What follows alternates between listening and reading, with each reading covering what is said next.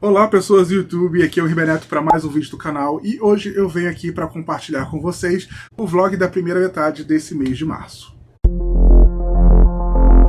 Então, vamos começar esse nosso vlog de março com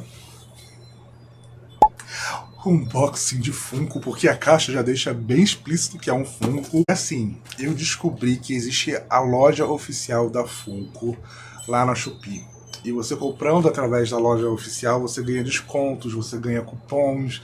E eu fiz algumas compras na loja oficial da Funko. Essa aqui foi a primeira que chegou. E assim, me arrependo não, porque eu acabei pagando bem barato nesse Funko, sendo bem sincero. Mas ainda assim, o que eu posso dizer, não é mesmo? Eu já meio que meti o pé ali no final de fevereiro, né? O pé na jaca, no caso. E aí eu comprei mais Funko também. Não me julguem, gente. Aí você está aí do outro lado. Não estou julgando. Por que você está falando pra gente não julgar você? O Funko que eu comprei, um dos Funkos que eu acabei comprando agora, né? Foi um Funko que ele tem uma história muito especial.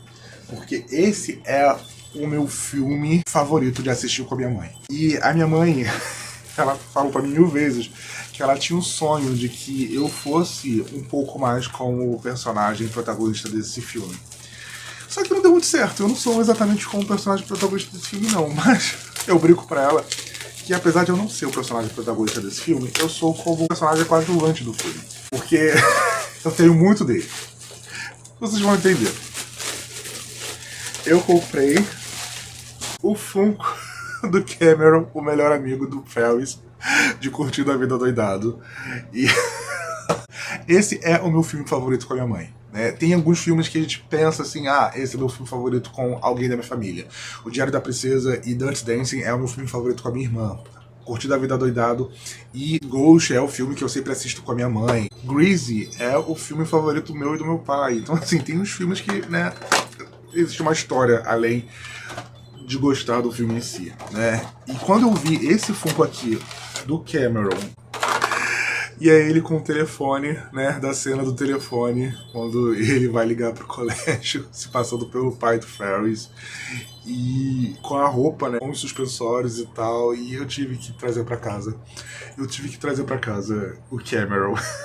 E foi como eu falei, eu comprei na loja oficial da Funko, lá na Shopee, não paguei frete, tive desconto que eles me deram no cupom, porque era a minha primeira compra e tal na loja e tal, e eu seguia a loja, eu ganhava outro cupom, né, então foi super barato. E eu tô até bastante surpreso, né, porque uma das coisas que me fizeram parar de comprar Funko era porque o Funko tava muito caro.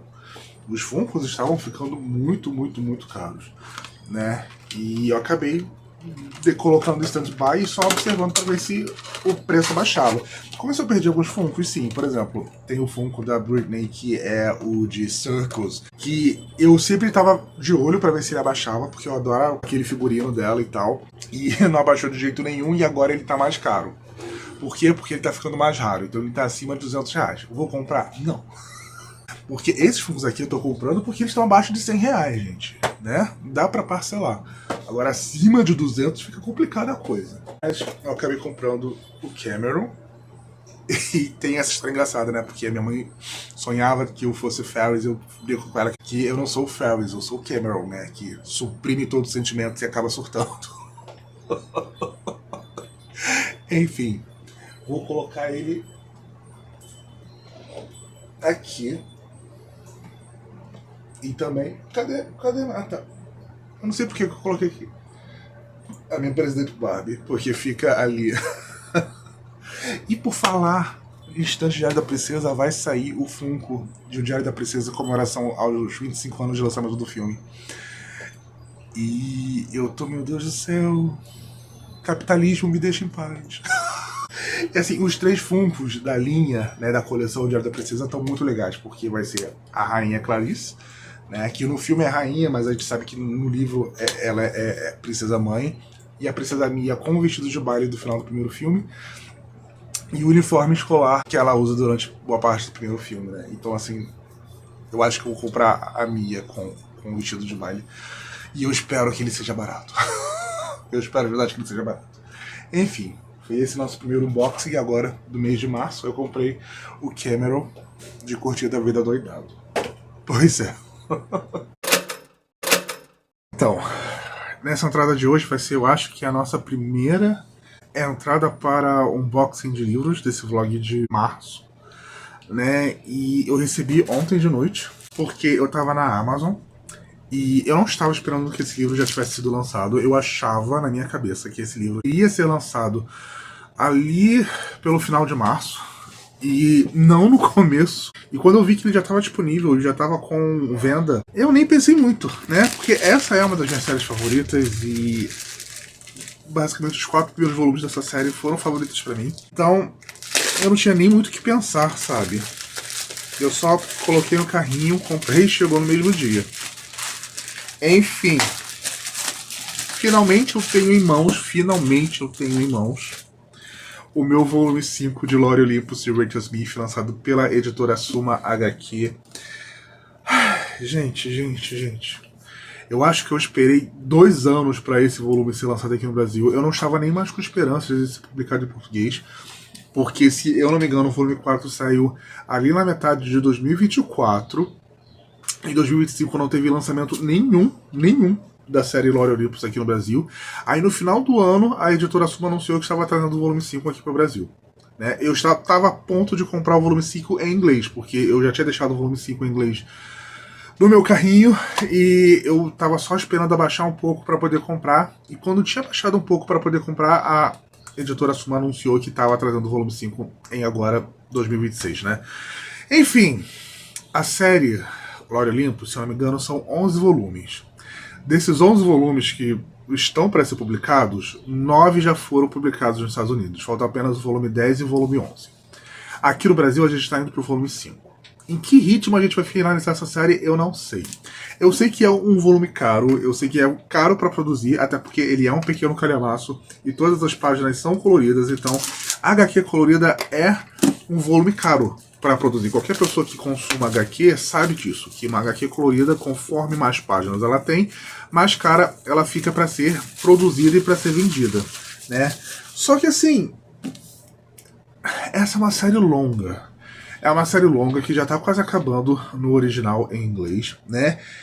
Como eu falei para vocês, originalmente lá nos Estados Unidos já foram publicados 9 volumes dessa série, e aqui no Brasil a gente só está recebendo o volume 5 agora em 2026. A gente ficou praticamente 1 ano e meio sem nenhum lançamento da série.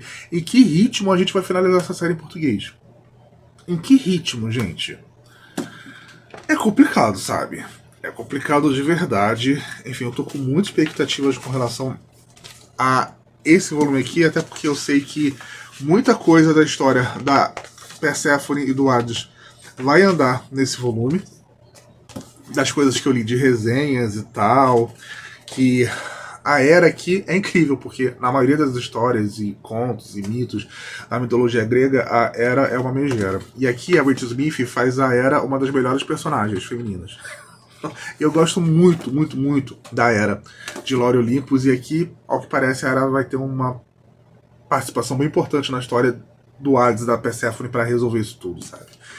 Enfim, são quantas páginas? São 400 páginas?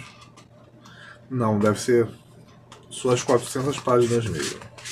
Ah, que legal, aqui no final tem como extra o rascunho de algumas capas que a Rachel Smith fez para Lore Olympus.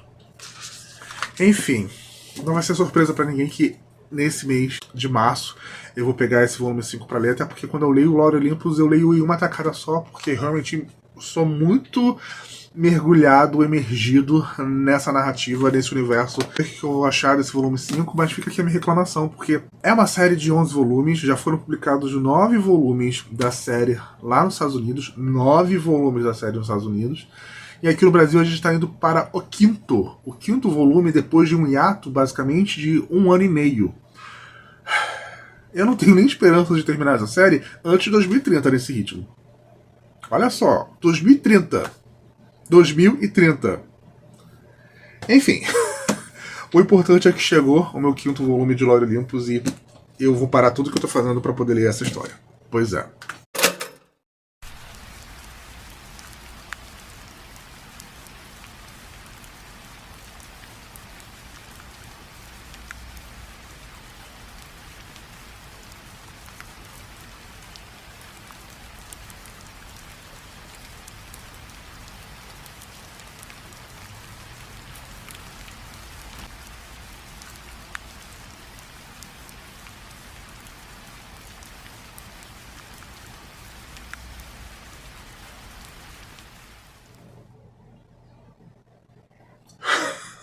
Desculpa por começar essa entrada com esse longo bocejo, mas é que ontem eu fui dormir muito tarde. Parei tudo que eu estava fazendo e fui ler o volume 5 de Lore Olympus. Eu peguei depois do trabalho, né, e eu não parei de ler enquanto eu não terminei esse volume. Lore Olympus eu geralmente sempre leio em um dia só, não é surpresa pra ninguém, não é surpresa pra mim. Só que aí eu tive que parar para preparar um lanche, aí fui colocar coisa na máquina para lavar e tal. Então, né, eu tive algumas pausas durante a leitura para fazer obrigações. E isso acabou fazendo com que eu fosse terminar essa leitura tarde, desculpa. Nossa, esses bocejos estão vindo da alma. Mas enfim, vamos falar do volume 5 de Lore Olympus. Nesse ponto aqui da história, o que eu posso dizer para vocês, sem entrar em muitos detalhes, sem entrar em muitos spoilers, é: Hades finalmente para de cu doce, para de querer tentar proteger a Perséfone dele mesmo, etc e tal. Toma algumas decisões que já eram para ele ter tomado há muito tempo. Essas decisões acabam meio que se voltando contra a Perséfone, é meio que uma motivação para essas pessoas que não gostam da Perséfone ir atrás do passado dela, por assim dizer, e descobrir algum podre que ela tem. E de fato descobre um podre que ela tem. Um podre que a mãe da Perséfone, no caso a Deméter, escondeu dos Zeus ao longo de algum tempo. E eles vão meio que se chafurnar atrás desse podre da Perséfone para expor a Perséfone tanto pro Zeus quanto para o Hades, né? Só que como o Hermes fala para esses idiotas em uma determinada cena aqui do livro, como é que eles achavam que esse segredo seria um empecilho pro Hades? Sério, eu terminei essa leitura e eu fiquei com essa cena. Eles foram muito idiotas. Eles realmente achavam que tinham algo contra a Perséfone com relação ao Hades, né? Só que isso que a mãe da Perséfone escondeu, o que aconteceu com a Perséfone, só ia fazer com que o Hades gostasse mais dela. Exatamente como o Hermes falou para eles. A questão é que se por um lado, né, isso vai fazer com que o Hades goste mais da Perséfone, por outro, essa nova descoberta faz com que o Zeus meio que coloque a cabeça da Perséfone a prêmio. E assim, querendo ou não, né, a Perséfone vai acabar contando com a ajuda dos amigos dela, que são, no caso, o Eros, a Hecate, que é assistente do Hades e tal, a Artemis, né, que infelizmente tem o irmão dela. Que assim, sério, gente, eu preciso de algum personagem que faça alguma coisa com o Apollo, porque eu nunca odiei tanto o Apollo quanto eu odeio nessa série aqui. Sério, o quanto eu odeio o Apollo. O Apollo é um lixão. Parece que saiu do chorume, sabe? O Apollo desse livro aqui, ele é terrível, né? Mas enfim, vai acontecer esse grande empecilho, né? Vai ter essa grande reviravolta na história. Porém, contudo, todavia, a história terminar nesse ponto que termina aqui em volume 5, eu fiquei com a sensação que a gente avançou pouco na história. E pode ser que isso seja culpa da editora Suma, que demorou quase 2 anos para publicar o volume 5 depois de ter publicado o volume 4. Então a gente esperou 2 anos para os acontecimentos desse volume aqui, que talvez se tivessem sido lançados da mesma velocidade que são lançados lá fora, a gente não tivesse sentido tanto esse peso do tempo esperando pela história ter andado tão pouco, sabe? Mas mesmo assim, ficou essa sensação de caramba, eu vou ter que esperar para ver mais sobre isso, sobre o que vai se desenvolver a partir desse ponto no próximo volume, que eu não sei quando vai ser lançado aqui no Brasil. E é esse o problema. Eu acho que não é um problema nem exatamente da série, porque vendo pela Amazon a gente já vê que a série já está bem avançada e vai terminar no 11º volume. Só que aqui no Brasil a gente ainda está no volume 5. O volume 5 ele acabou de ser publicado aqui no Brasil. A gente não sabe nem quando vai ser publicado o volume 6, que vai contar essa história imediata das coisas que aconteceram nesse volume aqui. Então isso dá uma desanimada. Dá uma desanimada tremenda. Eu estou considerando muito ir juntando um pouco de dinheiro para comprar o volume 6 em inglês mesmo e parar de contar com a boa vontade da Suma. Porque levar 2 anos para uma história que precisa de um desenvolvimento rápido e de lançamentos rápidos também para acompanhar esse desenvolvimento, é complicado. E eu realmente sinto que a culpa dessa sensação que eu fiquei de eu ter amado o que aconteceu aqui, mas ao mesmo tempo eu ter pensado, caramba, vou ter que esperar o volume 6, é mais da editora Suma do que da história da Rachel Smith, sabe? Porque lá fora já tá muito mais avançado e aqui a gente tá ainda no volume 5. É um volume caro, eu sei que é um volume caro de ser publicado, de ser vendido, etc e tal, só que é uma história que necessita dessa agilidade para ser publicada, e a gente não tá tendo essa agilidade. Infelizmente essa é a verdade, sabe? Apesar desse pesar, que é um pesar muito grande, né, eu dei 5 estrelas, eu só posso esperar. Eu acho que eu vou acabar comprando o volume 6 em inglês. Tem tanto a edição em capa dura quanto a edição em paperback. Eu acho que o paperback está um pouco mais barato. Caro, mas um pouco mais barato do que a capa dura, né? Então eu vou acabar não esperando ser publicado aqui no Brasil e ler em inglês mesmo. Porque se for depender da Suma, eu tenho medo de acabar lendo o volume 6 só daqui a 2 anos. E aí? Pois é. Ok, vamos para atualizações da minha coleção de mídia física. E esse mês, na verdade, está sendo bem engraçado porque eu acabei não pegando nenhum CD. Eu só peguei DVDs. Por quê? Porque o próximo CD que eu tenho para pegar da Madonna é o Music. E eu vou confessar para vocês, o Music, ele é o CD da Madonna que eu menos gosto. Eu gosto muito do começo do CD, eu gosto muito da parte final do CD, mas o meio dele eu não gosto tanto assim. E eu só tô encontrando o Music acima de R$35. E eu não quero dar tanto dinheiro assim pro Music. Por isso eu acabei não comprando nenhum CD agora nesse mês, porque eu quero achar um Music mais barato, sabe? Nem que seja R$20, sabe? Pra pelo menos ter na coleção. Porque realmente o Music não é o meu álbum favorito e comprar por R$35 um CD por, sei lá, 6 músicas é meio complicado. Mas enfim... Sim, eu sou a pessoa que não gosta do Music. Mas eu comprei alguns DVDs agora. Eu vou começar por esse que é de filme, que é o único de filme da pilha, né? Eu peguei o Príncipe Caspian, a segunda adaptação da Disney, né, para a série As Crônicas de Nárnia.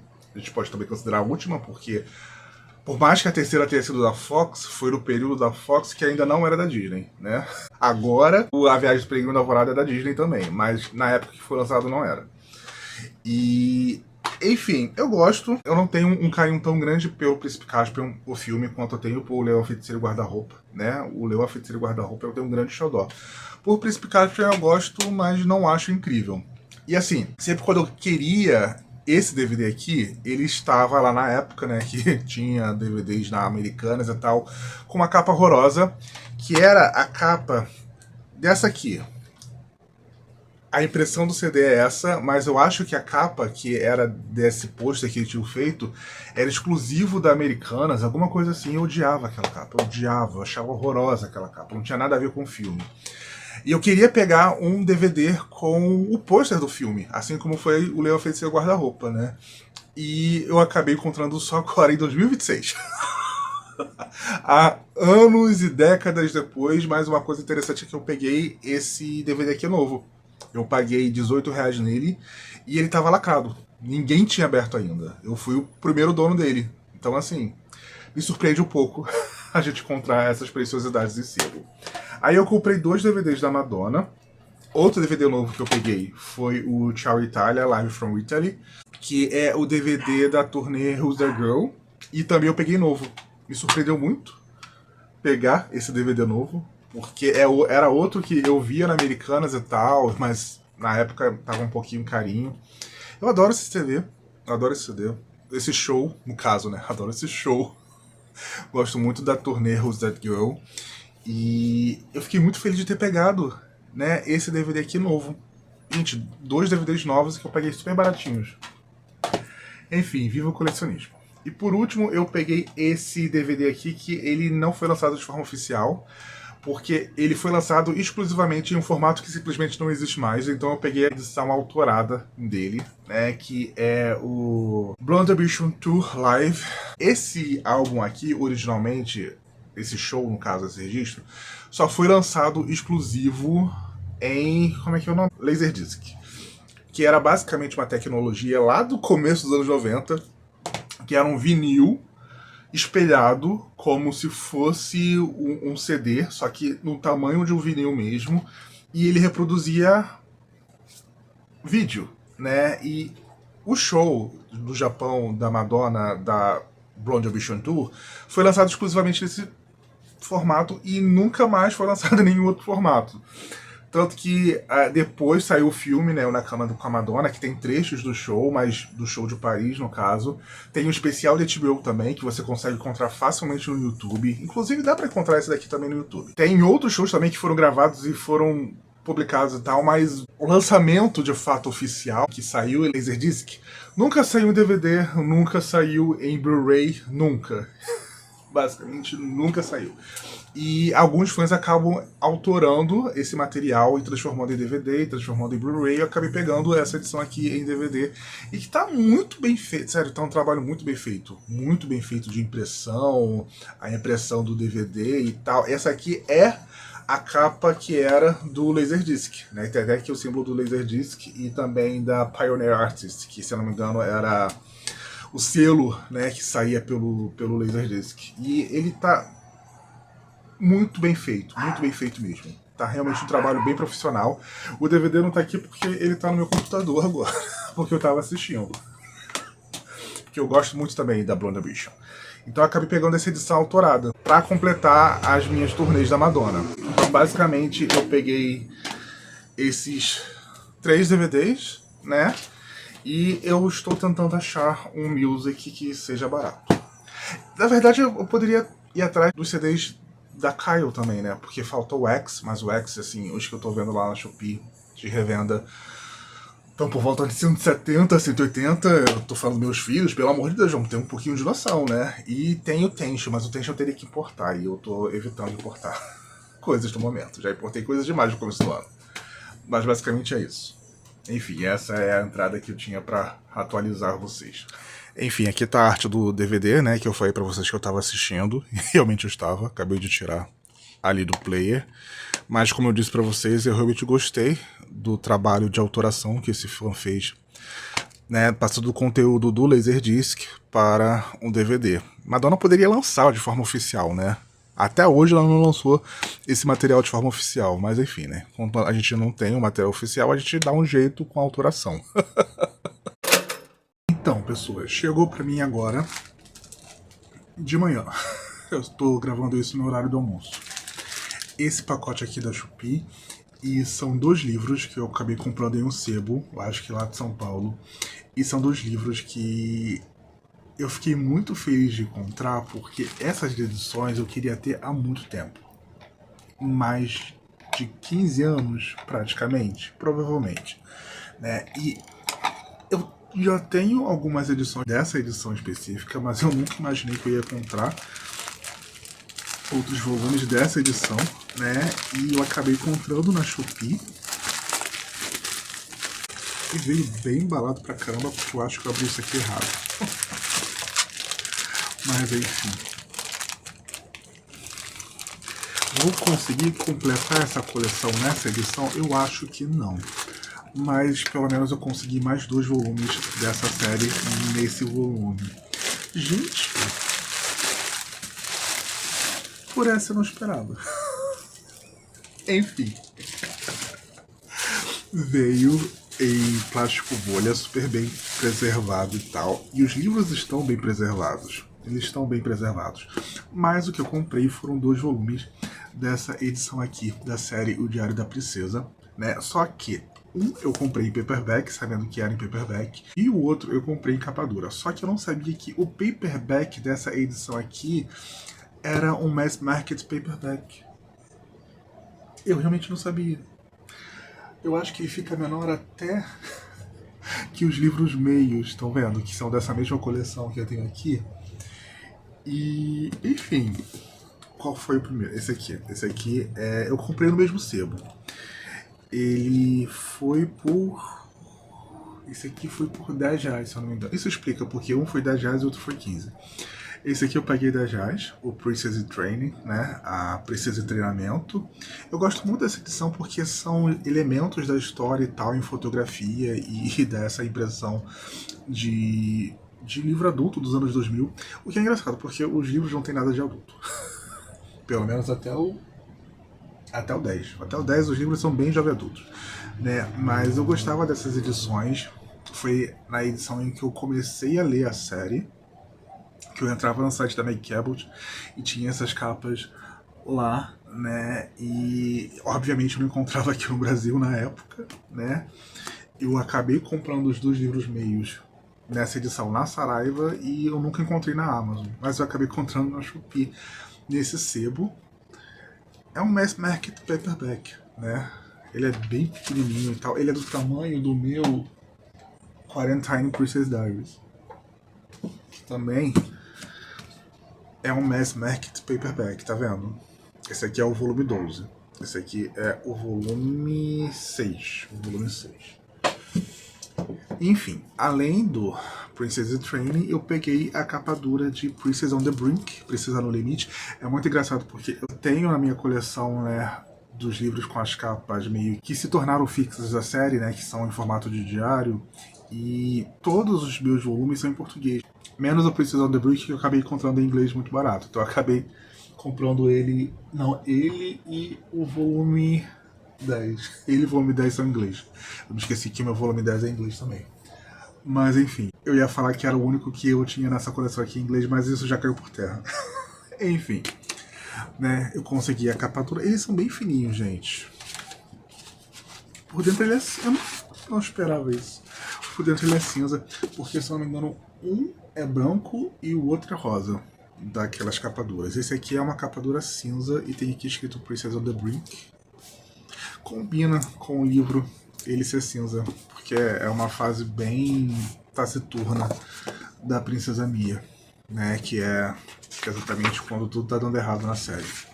Enfim, ele é bem fininho, eu já tinha deixado até separado aqui na minha estante série, eu tive que mexer basicamente esses 3 nichos todos para conseguir abrir um espaço para esses livros que eu encontrei na Shopee. Eu vi que tem outras 2 edições dessa coleção aqui lá na Shopee, só que essas edições que eu encontrei em uma outra loja, elas estão muito caras. E assim, eu paguei R$15 nessa edição aqui, olha, e ela tá super em bom estado. A edição que eu vi dos outros 2 volumes dessa coleção, elas estavam oxidadas, pela foto já dava pra ver que estavam oxidadas, e elas estavam por R$80. Eu pensei, não, eu não vou pagar R$80 só porque esse livro tá em capa dura, minha filha. Pelo amor de Deus, esse livro tá todo oxidado. Você está mostrando pra mim que esse livro tá oxidado. E assim, esses 2 livros aqui, que eu paguei super barato, que eu juntando paguei R$25 neles, estão em muito melhor estado do que os outros 2 volumes que eu vi que a menina tá vendendo por 80. Então assim, vamos ter um pouco de noção também, né, pessoas? Por favor, a gente tá vendendo livro usado na Shopee, vamos colocar preço de livro usado, né, não de livro novo. Mas enfim, eu vou até colocar aqui logo os meus livros na estante. Sério, eu tô muito surpreso porque eu não esperava que eles fossem tão pequenos, que esse daqui fosse tão pequeno, né, o Princess in Training. Enfim. Ele é menor que os livros meios. Tem noção disso? Ai, meu Deus. Ai, o que eu vou fazer? Eu vou ter que... Esse daqui... Nossa, olha só o que eu vou ter que fazer, gente. Puxar esses 2 pra cá e puxar esse pra cá. Aí eu puxo o quadro um pouco pra cá. E eu deixo o Presente da Princesa, que é uma edição meio em português, o único livro meio da série que foi lançado em português, aqui do lado dos livros em português mesmo.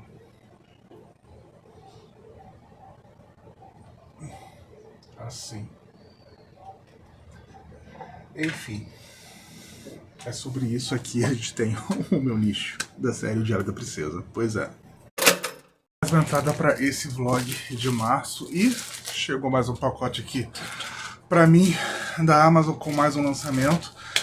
Nossa, gente, eu fui parar para pensar e eu tô pegando tanta coisa no lançamento, isso tá me deixando um pouquinho incomodado.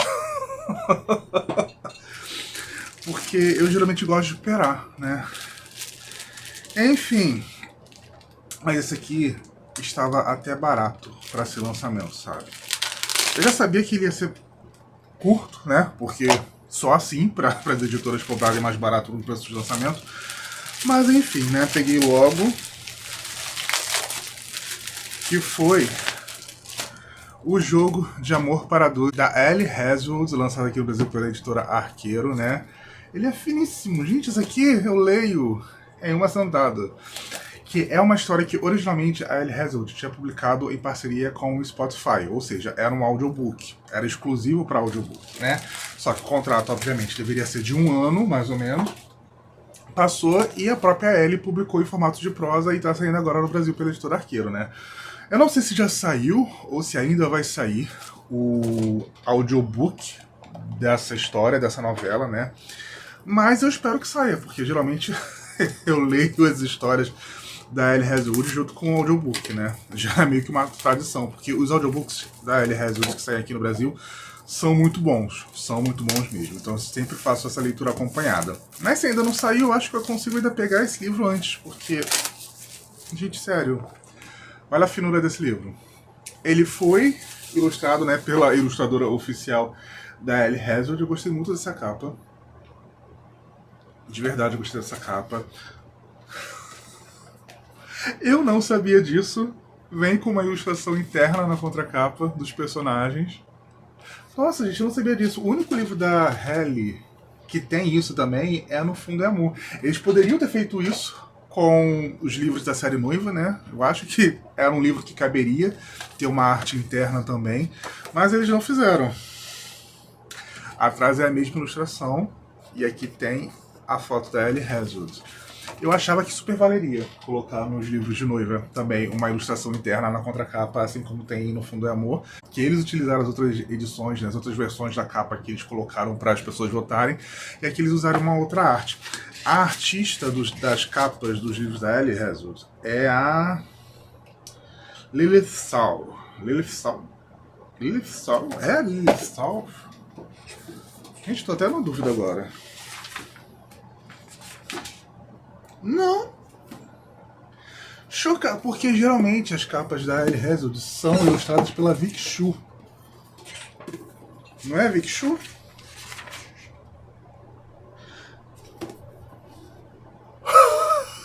Não.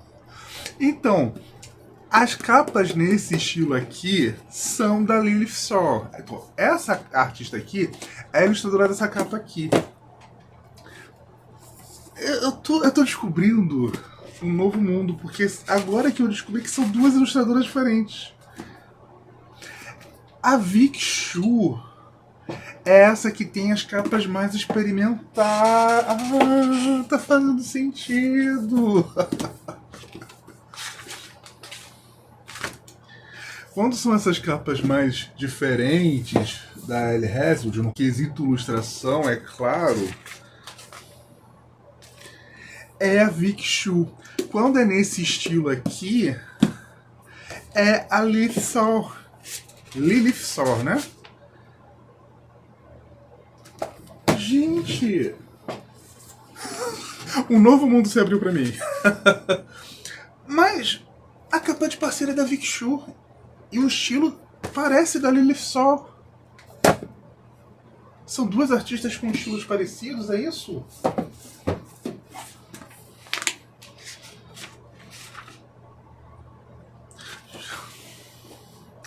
Essa capa aqui é da Lilith Saul, que é a ilustradora dessas capas aqui. Porém, a capa de parceira não é da Lilith Saul. A capa de parceira é da Vic Shu. Então, quando uma tá ocupada, entra outra, e quando a outra tá ocupada, volta para uma. É assim que funciona? Eu achava que era a mesma artista em todas, e não, são duas artistas. Sério, isso explodiu minha cabeça. Metade dessa entrada vai ser eu descobrindo que são duas ilustradoras que fazem as capas da Ellie Hazelwood. Mas, enfim. É uma história curta. Eu consigo fazer isso aqui rápido. Vou contar a história de dois desenvolvedores de jogos, né? Que ela acha que ele não gosta dela, por algum motivo que ela não sabe qual é. Só que eles vão ser obrigados a trabalhar juntos nesse novo jogo. E a empresa que contratou os dois, né, vai meio que pagar um final de semana para os dois, para que eles passem em um hotel nas montanhas, para que haja essa ligação entre eles, né, no caso no sentido profissional, e que eles consigam desenvolver esse novo jogo juntos, mas a gente sabe para que caminho isso vai, né? Não é mesmo? Pois é. Enfim, gente, eu fiz uma bagunça aqui em nome do mistério de quem tinha ilustrado qual capa da L. Hazard, mas enfim, né, tem um espaço aqui para colocar. Eu não sei se vocês vão conseguir ver agora, mas eu já tenho um espaço aqui para colocar o livro da L. Hazard, né? Peraí, deixa eu virar aqui a câmera.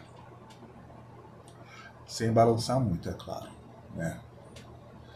Tem espaço aqui, ó, sobrando para colocar livro novo da L. Hazard. E eu vou tentar colocar aqui. Peraí. É porque eu tento criar um esquema de cores, vocês estão vendo? Aí eu não sei se eu coloco aqui ou se eu acho que eu vou colocar aqui, porque, né, do azul escuro vai indo pro roxo. Isso é roxo, né, gente? E essa é uma pergunta genuína, sou daltônico. Eu acho que é roxo. Aí vai ficar assim. Aí, os únicos livros da Ellie que não ficam aqui são os de noiva, porque os de noiva ficam ali no meu nicho. Gente, eu não achava que em 2026 eu teria um nicho de lobisomens, mas eu tenho um nicho de lobisomens. Quem diria?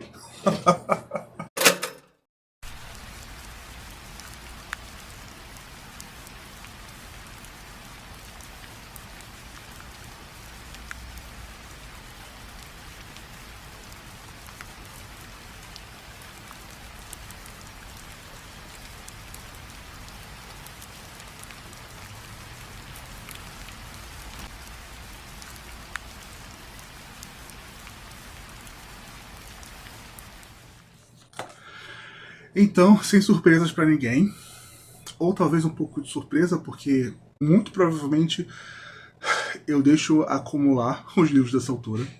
Eu acabei pegando mais um lançamento que saiu agora no mês de março, né, e eu já devorei.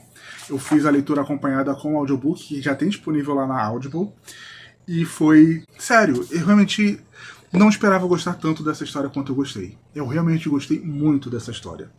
Eu estou falando de Jogo de Amor para Dois, da L. Hazard, a mesma autora de A Hipótese do Amor, de Noiva e várias outras histórias que a gente já leu por aqui. Enfim, essa é a história mais recente da Ellie, né? Ela vai ser praticamente uma novela. Na verdade, ela não é uma novela porque ela tem mais de 150 páginas. Então ela já seria um romance mesmo. É só o menor romance que a Ellie Hazard já publicou, que originalmente tinha sido lançado de forma exclusiva com a Spotify, em formato de audiobook e tal. Aqui a gente vai acompanhar basicamente a Viola e o Jesse, que ambos trabalham em empresas de desenvolvimento de jogos que são rivais. No caso, rivais de verdade, não rivais apenas comerciais. Os funcionários de uma empresa, de fato, enxergam os funcionários da outra empresa como se fossem rivais. Porém, a Viola e o Jesse, eles possuem uma história pregressa a essa rixa que acontece entre as empresas em que eles trabalham. Ambos são chefes de equipe, né, de desenvolvimento de jogos. Existe esse jogo que é uma adaptação de uma série de fantasia, de alta fantasia, que não faz tanto sucesso assim, mas que já está indo para o terceiro jogo adaptado. A empresa que comprou os direitos, né, desse livro para transformar em jogos quer que esse jogo faça sucesso de verdade. E tanto a empresa da Viola quanto a empresa do Jesse querem muito pegar esse trabalho, né, para desenvolver esse jogo. Por quê? Porque tanto a Viola quanto o Jesse são muito fãs desse livro. E aí a empresa maior fala assim, tá, ok, já que vocês querem tanto trabalhar nesse projeto, que vocês apresentaram um projeto pra gente, que tal vocês se fundirem e vocês dois, esses dois escritórios, duas produtoras trabalhem juntas no desenvolvimento desse jogo, né, no volume 3 desse jogo, que é Limerice, se não me engano. Como é o nome do jogo? Que é Limerância. O nome da série de livros e o nome desse jogo se chama Limerância. Os CEOs de ambas as empresas meio que falam assim, não, tudo bem, a gente consegue sim trabalhar juntos. Até porque os CEOs de ambas as empresas se pegam.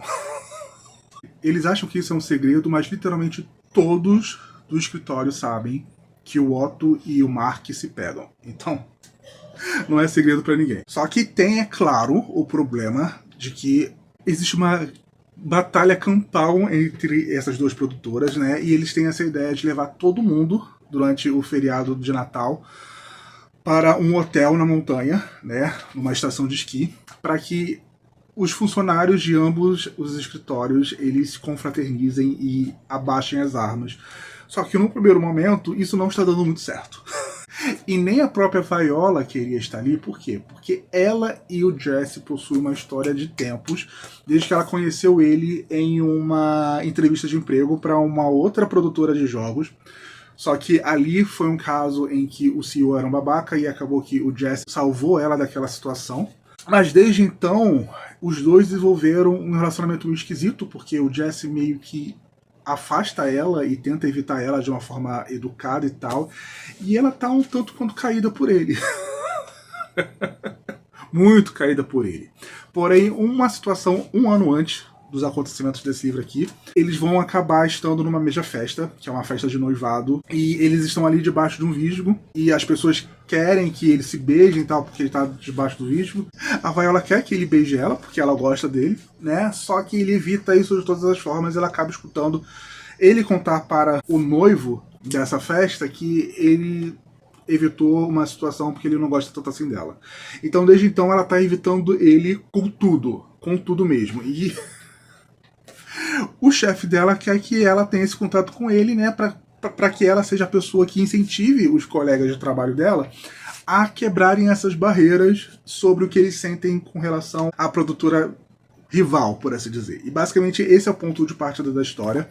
Vai acabar que tanto a Viola quanto o Jesse vão ter que dividir o mesmo quarto, não exatamente o mesmo quarto, porque é um apartamento onde tem 2 quartos e eles vão dividir esse apartamento ali, mas não é exatamente o mesmo quarto, né? É só o mesmo apartamento, porque originalmente é para esse apartamento ser dividido por uma pessoa de uma produtora e outra pessoa de outra produtora. Ela ia ficar em outro apartamento, só que para ajudar um amigo que tá tendo um caso com uma colega de trabalho deles, ela troca de apartamento com esse amigo e ela vai para esse quarto que era destinado para ser esse amigo, e acaba que o amigo iria dividir o quarto com o Jesse, né? E é a partir daí que a história vai começar e ela vai descobrir as verdadeiras motivações que fazem com que o Jesse queira se afastar dela, etc e tal.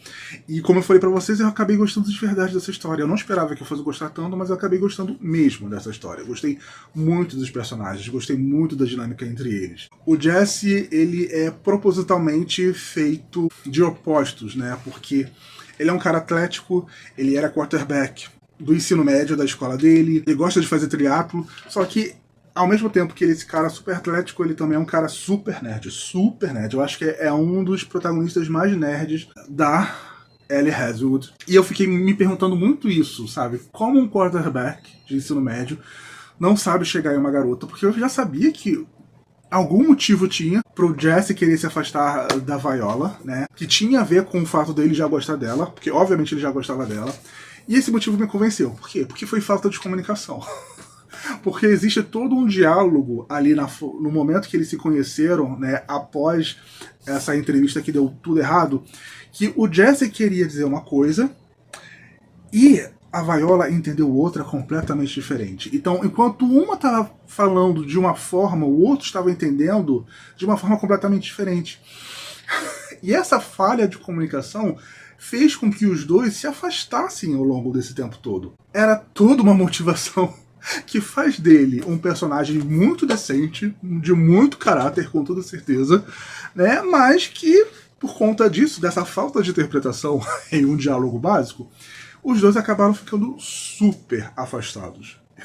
E essa viagem de férias das empresas deles vai fazer com que isso seja consertado. É uma história bem simples. A reviravolta está, de fato, no relacionamento dos dois. Não tem grandes empecilhos ali ao redor do que acontece nele, com eles, mas ainda assim foi bem incrível pra mim. Eu gostei muito desses personagens, eu gostei muito da narração da Viola, com toda certeza.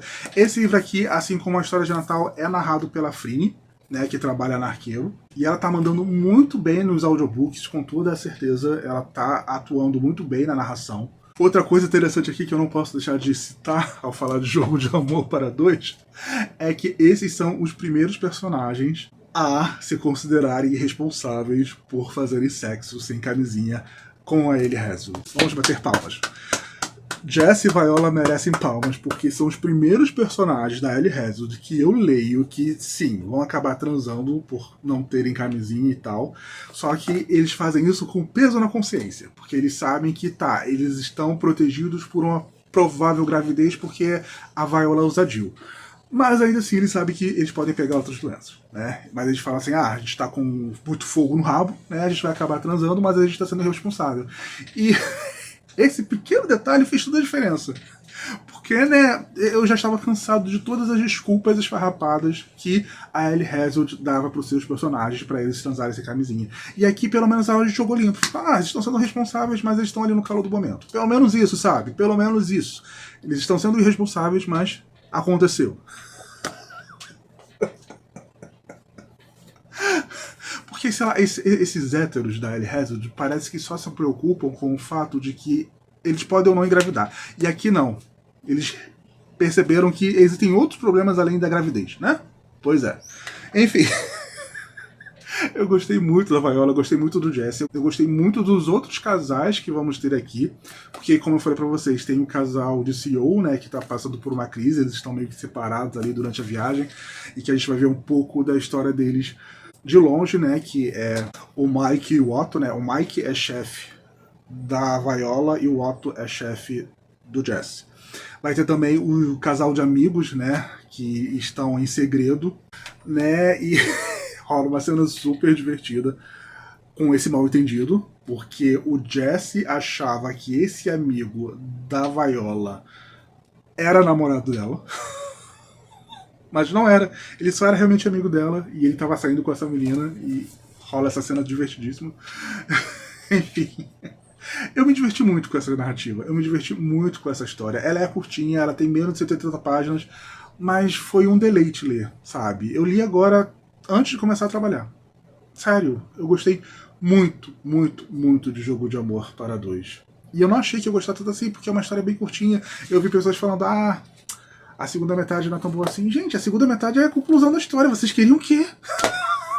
Eu tô vendo umas demandas por finais de algumas pessoas, de algumas resenhas, de algumas opiniões, que eu só fico me perguntando o que vocês querem. Eu realmente não entendo. E assim, a proposta do livro é ser leve, é ser divertido, é ser linear mesmo. Não tem uma grande reinvenção da Oda. É só pra você curtir e ver esse casal ficar junto. Enfim, eu gostei muito de verdade. Eu achei ele sincero, achei divertido, gostei mais do que as últimas duas histórias da Ellie Hazel que eu li, né, que foi aquela do conto do caçador de vampiros, né, que eu achei que meio que desandou ali, e gostei bem mais mesmo do que a história de Natal, apesar de que essa aqui também é meio que uma história de Natal, porque o protagonista masculino daquela história de Natal, né, Uma Noite de Inverno com Você, não me cativou, não me conquistou tanto quanto o Jesse. O Jesse, ele é um personagem muito mais sincero em sua construção do que aquele CEO de Uma Noite de Inverno com Você, que é o personagem mais diferente da Ellie Hazel, de não me convenceu nada. Enfim, 5 estrelas, tem audiobook na Audible, tem o livro para você ler na Kindle, em livro físico, vale super a pena, e essa cena aqui, né, da ilustração é divertidíssima. É uma das cenas mais divertidas dessa novela, desse romance, com toda certeza.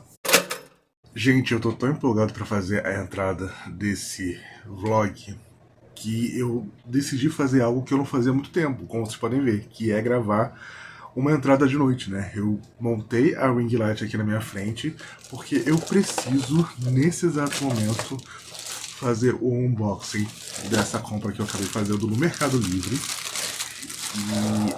E eu tô muito empolgado porque foi um verdadeiro achado, principalmente pelo valor que eu paguei nele.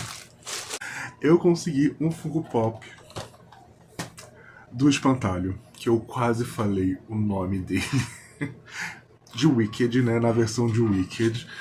Esse é um personagem que vem de O Mágico de Oz, mas que a gente sabe, quem já assistiu ao musical, né, seja no filme, seja na peça, sabe que na montagem do musical, o personagem, ele tem uma função diferente na história. E, enfim, eu queria de fato a Elphaba.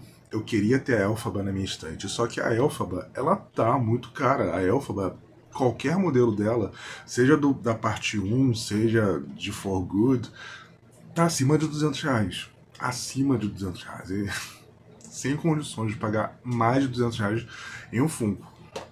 Diferente do... Eu falei o nome dele sem querer. Eu vou cortar isso na edição. Diferente do espantalho. Eu tenho que mentalizar isso. Diferente do espantalho que eu paguei menos de 100. Dividido em várias vezes, obviamente, né? Enfim. Esse é o primeiro personagem masculino que eu vejo que vem com blister. Porque nenhum outro Funko masculino que eu peguei vem com blister, mas esse aqui veio. É engraçado porque não vem aqui atrás os outros personagens de Wicked. Só vem mesmo realmente o espantalho. Preciso me lembrar de chamar o espantalho de espantalho e não do outro nome dele. Mas se você já assistiu ao filme, já assistiu a peça, sabe que... Enfim, provavelmente você já sabe qual é o nome dele, mas eu vou evitar a fadiga de falar um spoiler, né? Ele é um blister de só um pino. Ele não é um blister de 2 pinos como a Britney Dupes. Eu prefiro um blister de 2 pinos, né? Porque eu acho que fica um suporte melhor. Mas vamos colocar aqui. Mas se bem que eu acho que ele tá até bem preso. Ficou bem preso. Gente. Foca direito, porque o foco tá em mim, né? Vamos tentar focar no espantalho. Mais uma vez eu quase falei o nome dele, meu Deus do céu. Nunca achei que seria tão difícil não falar o nome do espantalho da versão de Wicked, né? E ele tá com a versão do uniforme, né? Toda de palha, e dá pra ver que o rosto dele é de estopa, né? Aí eu achei sensacional. Enfim, quando a Elphaba abaixar, e eu acredito que a Elphaba em algum momento vai abaixar, eu pego a Elphaba da versão do filme, né? Mas por enquanto, o novo inquilino aqui da estante é o Sr. Elphaba. Será que isso vai ser considerado spoiler? Pois é. Então, vocês estão vendo essa caixa aqui? Pois é, eu não me tornei parceiro da editora Intrínseca.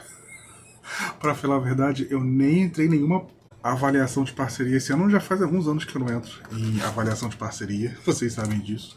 Mas o que eu acabei encontrando lá na Shopee, eu descobri que lá na Shopee tem a loja oficial mesmo, da editora Intrínseca. E sabe o que é melhor? Alguns livros da loja estão mais baratos lá na loja direta da Shopee, né, direta da Intrínseca, do que na Amazon. E aí eu acabei comprando esses 2 volumes de uma série que eu queria há muito tempo, e eles não abaixavam nunca na Amazon, nunca. Eu tentei encontrar lá na Bienal também, tanto na Bienal de São Paulo, quanto na Bienal aqui do Rio de Janeiro, né, no ano retrasado, no ano passado, só que também no stand não estavam baratos, eles estavam com preço que a gente encontrava na Amazon e tal, e aí eu não comprava essa série. Só que na loja deles, na Shopee, o livro tá barato. Então eu paguei R$20 em cada um deles.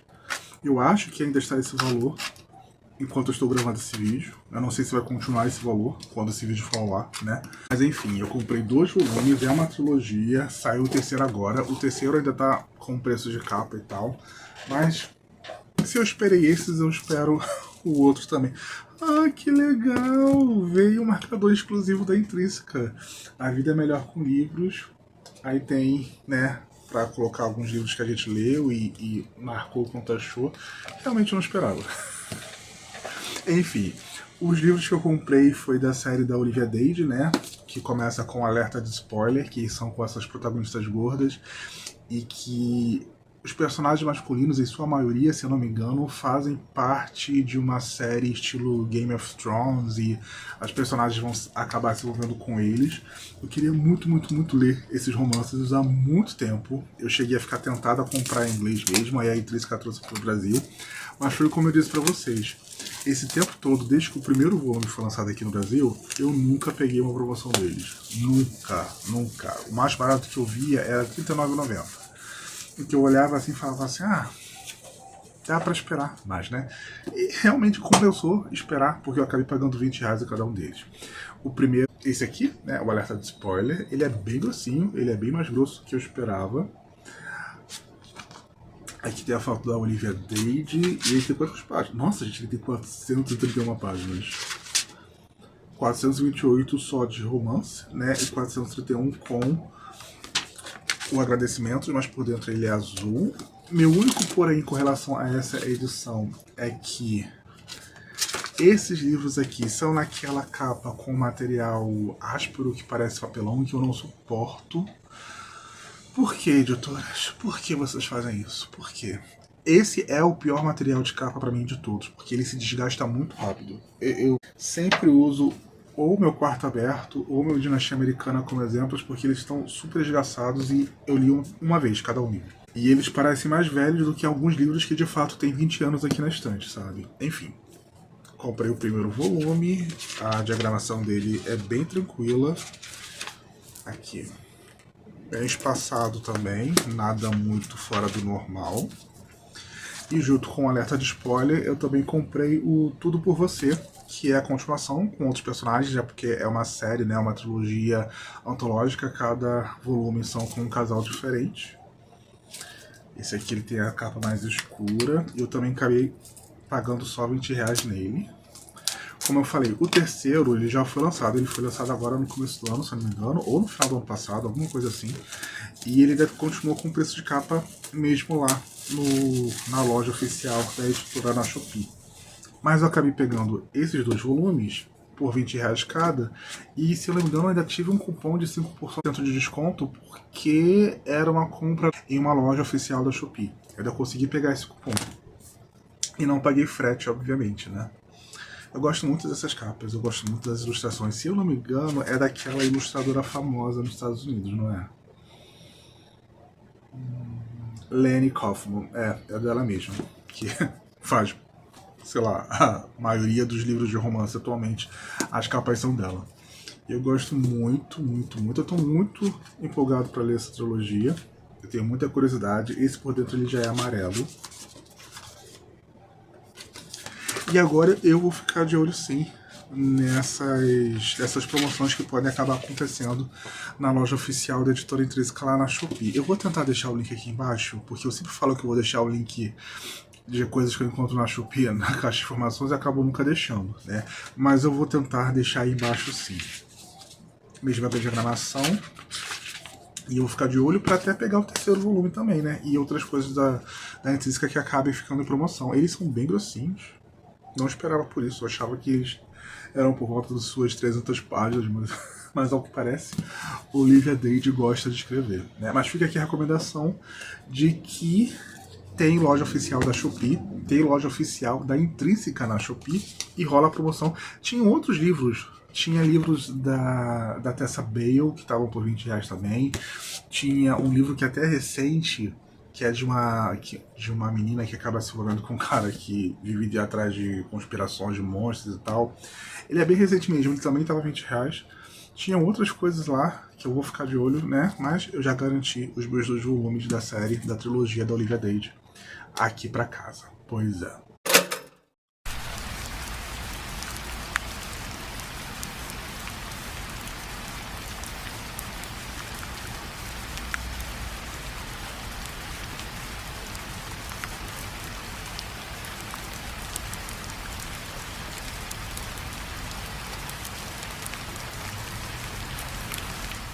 Então, mais uma leitura concluída nessa primeira quinzena do mês de março, e o livro que eu acabei pegando para ler foi o Quem Matou Meu Pai, do Edward Lewis, que eu acabei comprando na Black Friday do ano passado, se eu não me engano. E eu achei até que eu já teria lido esse livro alguns meses atrás, achei que eu ia pegar para ler em janeiro, algo assim, mas eu não consegui, né? Porém, chegou o momento de ler ele agora. Ele é bem rapidinho, eu fiz a leitura acompanhada do audiobook que saiu lá na Audible e está no catálogo dos assinantes.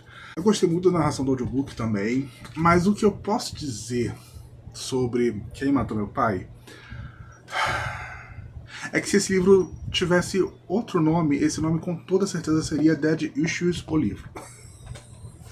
porque todo o contexto, existe sim um contexto político, social e econômico que o Edward Lewis faz ao estudar a relação dele com o próprio pai, isso é inegável, ele deixa bem explícito, mas o fio condutor, o motor dessa narrativa é os dead issues que ele tinha com o próprio pai. Enfim, aqui a gente vai acompanhar o Edward Lewis, afinal é uma autoficção. Franceses são viciados em autoficção, eu já aceitei isso. Mas voltando, a gente vai acompanhar o Edward Lewis em um momento em que o pai dele está bastante adoecido. Ele não está mais com a mãe dele, ele está vivendo em uma cidade do interior, então ele está indo visitar o pai dele, que está bastante adoecido, e que ele sabe que não vai se recuperar, basicamente isso. E ele começa a rememorar o relacionamento dele com o pai, e não apenas isso, como o pai se tornou quem ele é, como ele se tornou esse homem, o que fez ele se tornar esse homem, a visão de mundo dele, como ele se reprimiu, como isso afetou o relacionamento dele com o próprio pai.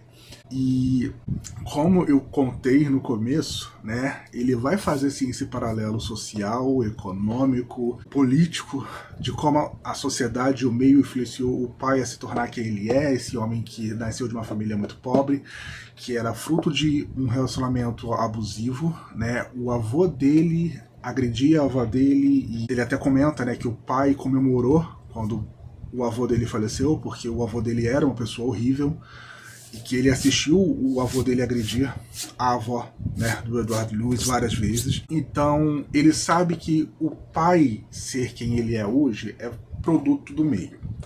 E ele vai fazer essa rememoração, né, do relacionamento dele com o pai, tanto dos momentos bons, das situações boas com que ele viveu com o pai, quanto com as situações ruins. E não foram poucas situações ruins. Tem até uma cena que eu acho que foi até bastante dolorosa, porque tem uma discussão que o pai dele vai ter com o irmão mais velho dele, né, que é fruto do primeiro casamento da mãe dele com um outro homem, mas que o pai sempre considerou como filho dele mesmo. E ele tá bastante decepcionado com o irmão, e ele fala frases duras para o irmão, mas ele fala frases duras pro Edward também. Ele literalmente fala que sente vergonha do Edward. Afinal, o Edward é gay. E ele sempre teve essa consciência disso, né, de que era diferente desde que era pequeno, e que ele sempre teve essa consciência de que o fato dele ser diferente fazia com que o pai tratasse ele diferente e que o pai sentisse em alguns momentos vergonha dele. E nessa discussão específica ele fala abertamente que ele sente vergonha do Edward. E isso obviamente machuca bastante o autor. E é complexo. É complexo, porque, né, a gente tem essa dualidade desse homem que se tornou quem ele é por conta do meio, mas ainda assim nós temos ações e nós temos palavras que, por mais que o Edward ele tente racionalizar e, né, colocar como fruto do seu meio, eu achei bastante dolorido.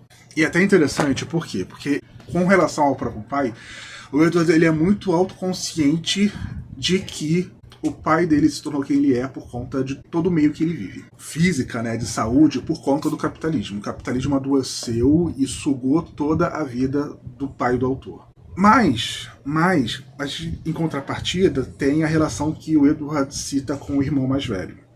E ele deixa claro que ele não gosta do irmão mais velho, que ele odeia o irmão mais velho.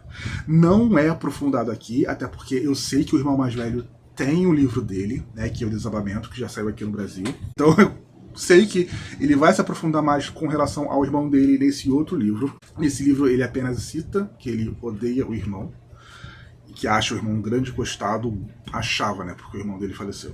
Mas enfim, eu fiquei pensando isso, porque com o pai ele conseguiu racionalizar, entender o contexto que o pai foi criado, né, e o que transformou o pai a se reprimir, ser intoxicado pelo machismo, né. O pai dele vai ter comportamentos machistas, obviamente. A vergonha do filho é a principal delas. E até o relacionamento que ele tem com a mãe do Edward, né, que depois vai se separar dele. Ele poderia ter sido um esposo muito melhor do que ele foi. Mas essa condescendência que o Edward Lewis tem com o pai, ele não vai ter com o irmão. Como eu falei, eu não sei os pormenores da relação dele com o próprio irmão.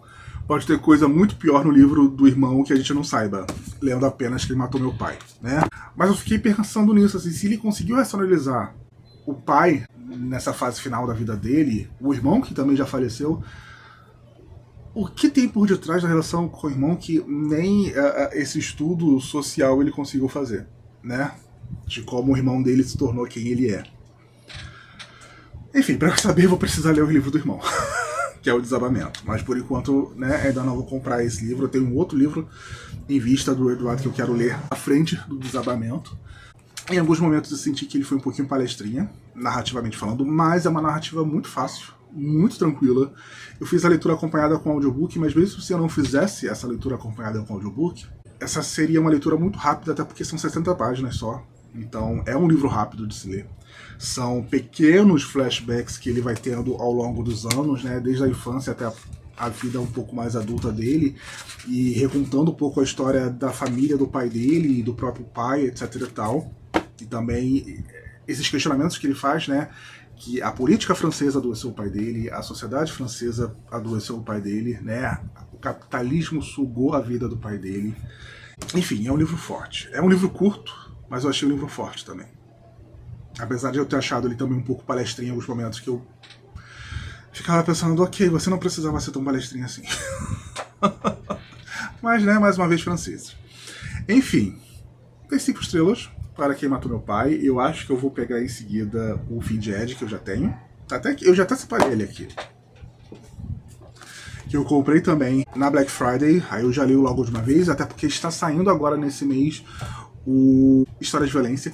História de Violência era um livro que eu queria ler do Eduardo Luiz há muito tempo, e ele lançou originalmente pela editora Tucket, só que saiu, né, de catálogo e estava super difícil de achar uma edição, e a Todavia vai estar lançando agora no mês de março. Mas enfim, essa foi minha experiência com o Eduardo Luiz, a minha primeira experiência com o Eduardo Luiz, né?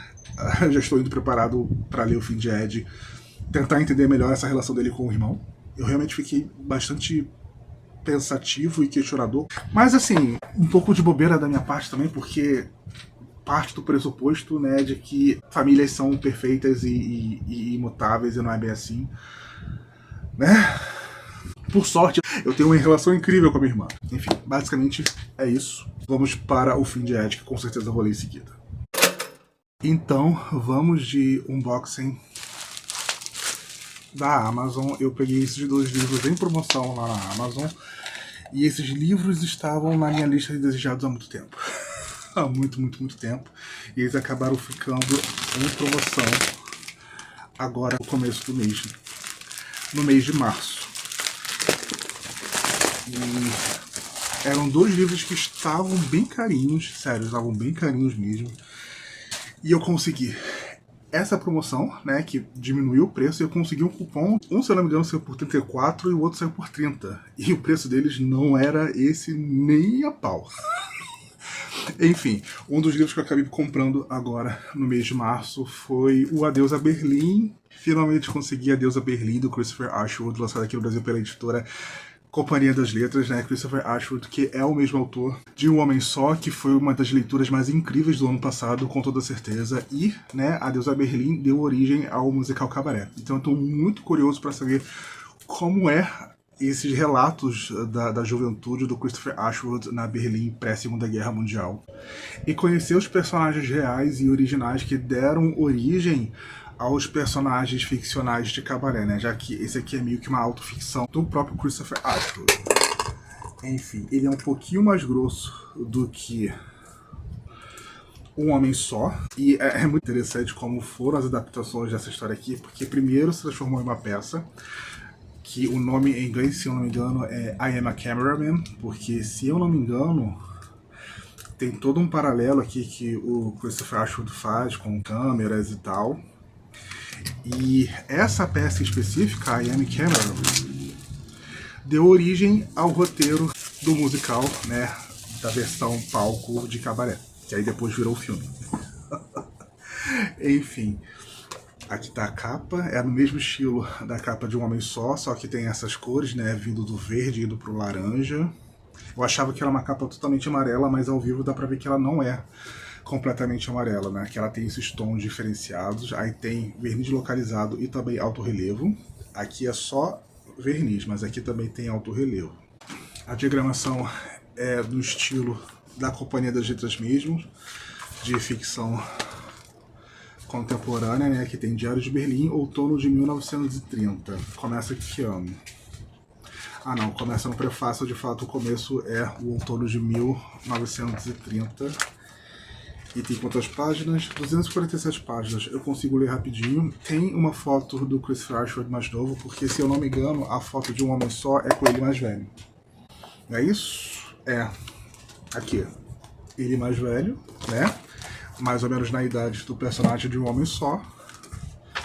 E ele mais novo, mais ou menos na idade dele, nos relatos de Adeus a Berlim. Nossa, eu tô muito, muito feliz de ter conseguido uma promoção desse livro, porque esse livro estava sempre muito caro, estava sempre acima de R$60. Eu tenho que comprar na Bienal, mas eu nem achei na Bienal. E olha que foi lançado ali no período da Bienal mesmo. E se eu não me engano, vai estar saindo agora o audiobook dele também, lá na Audible. Então, se eu conseguir o audiobook de Adeus a Berlim para fazer essa leitura acompanhada, vai ser o melhor dos dois mundos. Mas não foi apenas o Adeus a Berlim que eu acabei conseguindo agora, né, nessa compra que fiz na Amazon. Outro livro que eu acabei pegando foi o Coro e Roxinol, da Bryony Weaver, lançado pela editora Arqueiro, aqui no Brasil, que é o segundo volume da trilogia Morrendo de Amor. Eu falei para vocês, durante o vídeo de séries que eu quero finalizar durante esse ano de 2026, que essa é uma série que eu quero finalizar, né? Eu tenho os 3 audiobooks lá na Audible, então agora realmente só faltava os livros físicos, eu já consegui o segundo volume, o terceiro volume ainda continua meio caro, então eu acabei não pegando. Mas esse aqui, como eu falei pra vocês, acabou saindo por R$30, porque eu peguei o desconto e ainda peguei um cupom. Aí o cupom deixou o livro por R$30, eu falei, esse é o meu momento, né?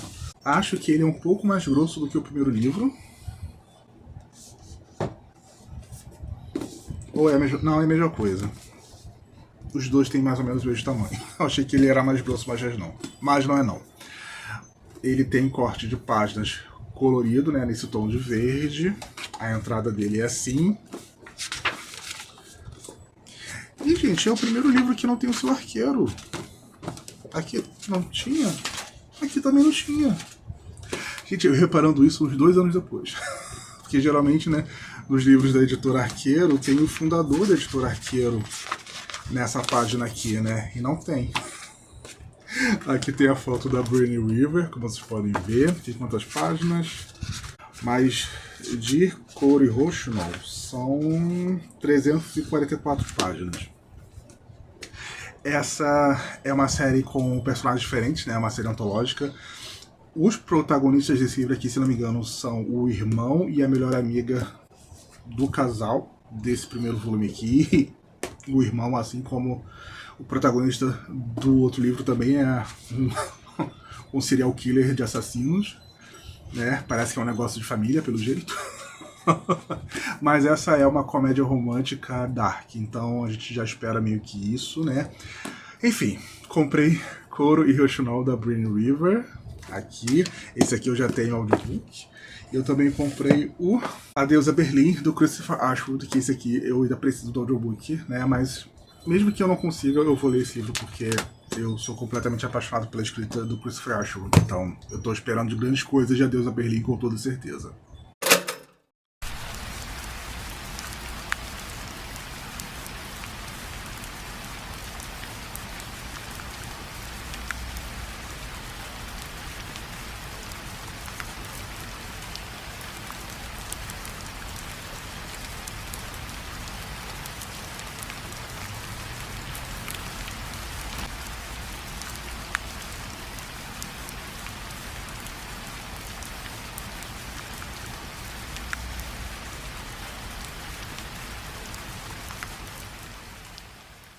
Então, sem surpresas, eu acabei pegando para ler O Fim de Edir, de Edward Lewis, né, que vai contar basicamente a infância e a adolescência do Edward Lewis, né, a vida dele com essa família pobre no interior da França, a consciência que ele tinha de que ele era diferente desde sempre, né, a forma como ele era perseguido na cidade, tanto na escola quanto por outros moradores ali da cidade, por ele ser diferente, né, no caso, por ele já desde criança ter esses trejeitos mais afeminados, porque, né, ele era uma criança já com seus trejeitos homossexuais, e o quanto isso perseguiu ele e o quanto A família não entendia ele, e a gente vai acompanhando justamente todos esses pontos, né? O momento que ele tenta se reprimir, o momento que ele tenta se adaptar às expectativas do pai, da mãe, às expectativas da sociedade em si, e até que ele muda de escola para uma escola em outro distrito ali, e ele sente uma liberdade maior, e a partir desse ponto que ele começa a sentir essa liberdade maior, ele começa a experimentar mais, a sentir mais a sua sexualidade. Enfim,